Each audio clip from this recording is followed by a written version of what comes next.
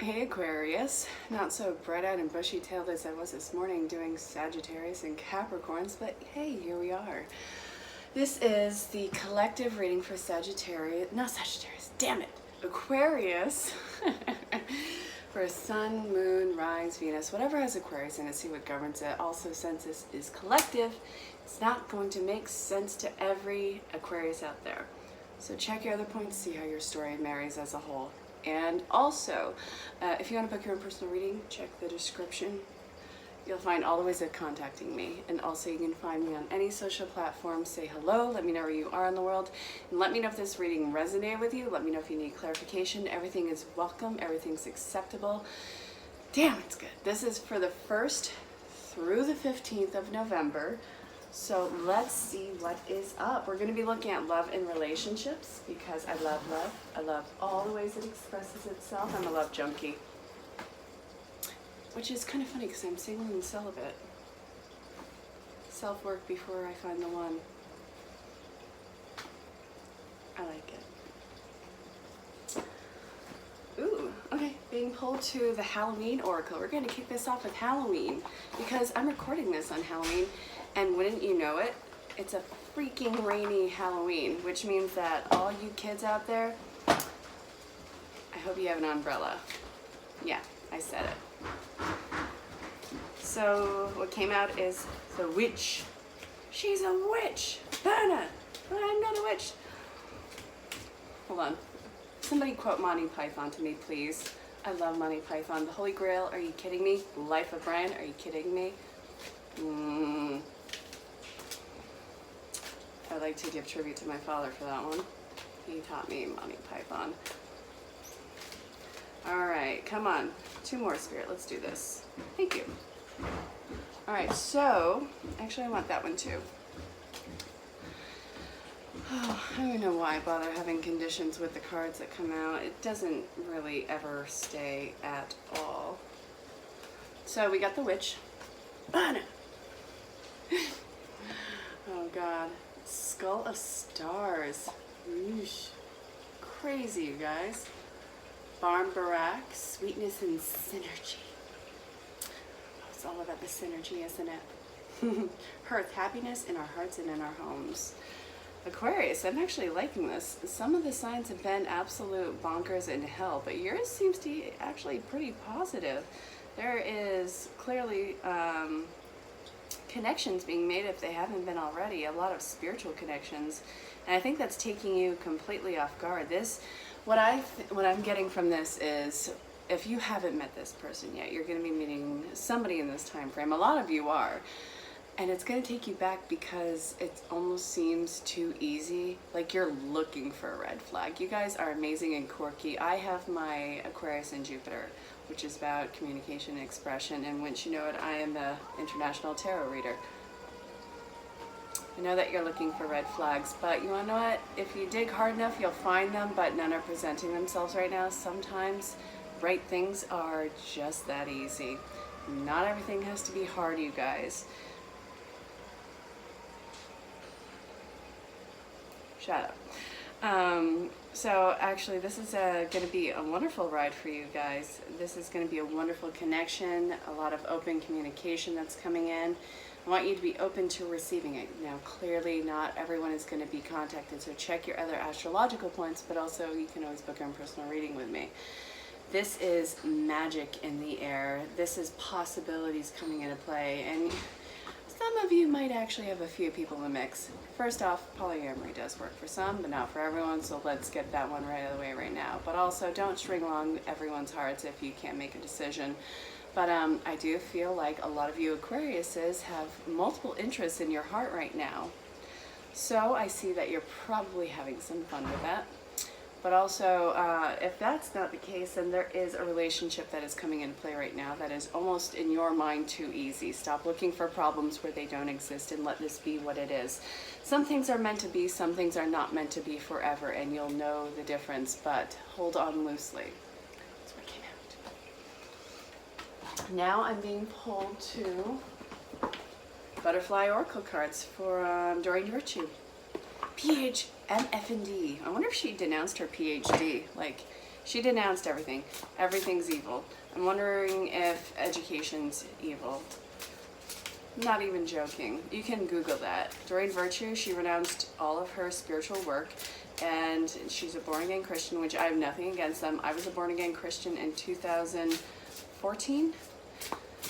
But, yeah, she suddenly, you know, denounced all her work, and now it's all just kind of evil in her eyes. So I almost think I use these to be spiteful because of all the amazing work. How can you... It is what it is.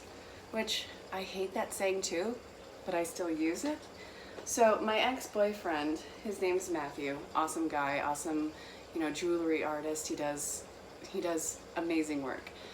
He hated that just as much as I did. No, that was not why we were together. But he came up with this, I don't know if he came up with it, but I heard it first from him. It is what it is until it isn't. That kind of made it beautiful and poetic. All right, so anyway, here we are. Healing from the past, dietary changes, adult children, relationship dynamics, courage, changing your mind, and finances. So, okay, I love that you guys are the quirky ones of the zodiac. But also, because what is coming in almost seems too easy, are you like trying to self-sabotage? Are you trying to make this... Are you trying to test it? I feel like you're, in a way, acting like a big baby about it. Take it lightheartedly. I'm not dogging you down. I feel like you're almost ready to ghost the situation because it's making you on edge and so uncomfortable. You're trying to get back the playful part of your life, and I think that's another reason why this is coming in from you. What's coming in is going to be a wonderfully healing connection, and it's going to allow you to heal from the past and these old connections where it just seemed like so much damn work. So make sure all your ducks are in a row. You know, you have abundance coming in, you have abundant love, you have abundant resources, and this is going to be you continuously mindful stepping into the future, either with this person, because I do see a huge independent streak with you guys. But this is going to be a whole new dynamic that you're working with.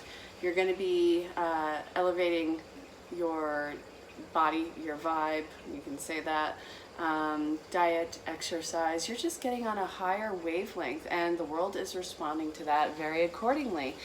It's something that I feel like it's going to be a persistence thing for you to accept. You have this weird thing with an inferiority complex. A lot of you are working with that one because you guys are so quirky. It's like you should almost be ashamed of your quirks. Not the case at all.